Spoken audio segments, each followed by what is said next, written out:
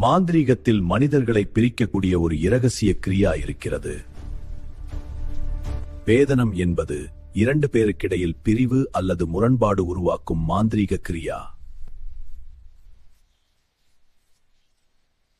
பழமையான தந்திர மரபுகளில் இந்த கிரியா ரகசியமாக